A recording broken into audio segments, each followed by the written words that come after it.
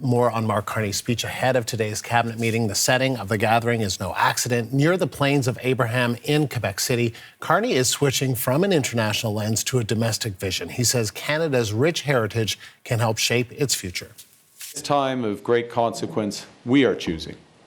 We are choosing to work together to build one Canadian economy. We've made great progress over the past year. Now we have to redouble our efforts with the provinces and territories. We're choosing to find new markets and develop new partnerships. We've announced a dozen new economic and security partnerships across 4 continents in the last 6 months. More will come, all will deepen. We choose to build in solidarity with Canadian workers, creating hundreds of thousands of good-paying union jobs. And the CBC's Karina Roman, as promised, is on the story. She joins us live again from Ottawa, rather. The Prime Minister's in Quebec City. Karina, take us through the highlights of the speech. So as some people have mentioned, it started off as a bit of a history lesson, how Canada came to be and how it continues to exist, and how each generation of Canadians has built a modern, progressive, liberal state. And he gave examples of that, talking about embracing the values of caring, sharing, equity, and fairness. The speech was also a bit of a pep talk about how Canada is and all its good points and what it can be, what it wants to be, and how it can be a beacon in what is now becoming an even more dangerous and divided world. But even if we can be a beacon, he did sort of inject that thought with a dose of realism to some extent. Have a listen.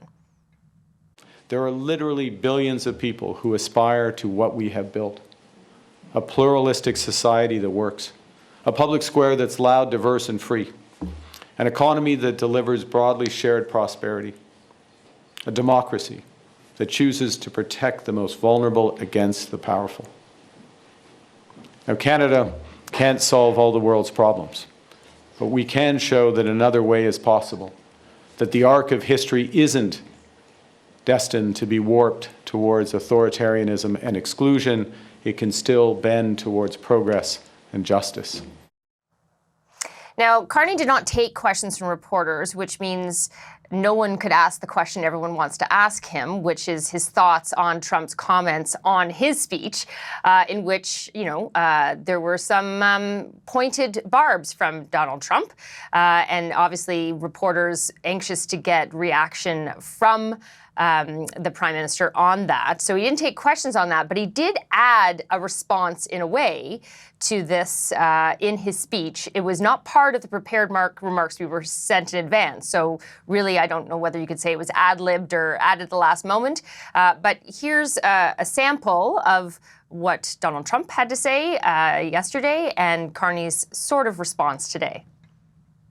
Canada gets a lot of freebies from us, by the way. They should be grateful also, but they're not. I watched your Prime Minister yesterday. He wasn't so grateful.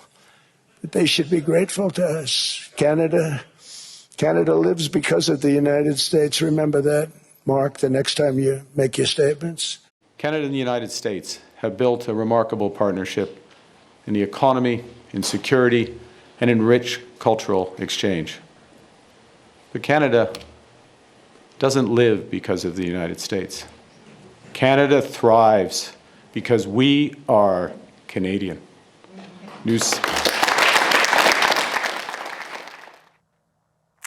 Now, this wasn't his Davos speech. It was much more domestically focused, more political, obviously highlighting the accomplishments of his government, talking about the Major Projects Office, the Build Canada Homes, military spending, bringing down interprovincial trade barriers, also talking about legislative goals. Perhaps, however, a recognition of what the main opposition criticism has been since his Davos speech is that you talk about, these are nice words, but just like what you've done over the last year, they criticize that announcements aren't actions.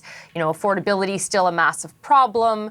And so in his speech, he did say that, his government needs to execute, he says, now we need to execute fairly and fast. And that is the main challenge, Andrew, especially in a minority government. Yeah, so that's the question. So what should we expect to see at this cabinet retreat? Is it going to be more domestically focused, more on those kind of concerns that Canadians have around trade, around jobs, around the cost of living?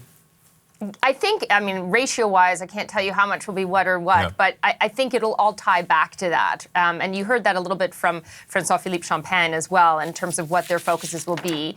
So there will be talk about how to get their legislation passed and how to get stuff done, but it's the stuff that they want to get done that would address the affordability issues and other things that are on the forefront of Canadians' minds. They do have speakers lined up that they're going to listen to that are on those themes. So on affordability, they'll be hearing from the Quebec City Mayor, from the CEO of Food Banks Canada. In terms of the economy, they'll be hearing from the head of BlackRock Investment and from RBC's chief economist. So they're not just talking, they're also listening. And their focus really is about jobs and economy and trade. And that's where the international part might come in. Is there has been a lot of recent big trips for the Prime Minister in which he's been signing frameworks and trade deals and investment deals. And so we know they'll be talking about that as well and what that means for them domestically and how they make that something that Canadians can actually relate to. Karina, thank you. CBC's Karina Roman live in Ottawa.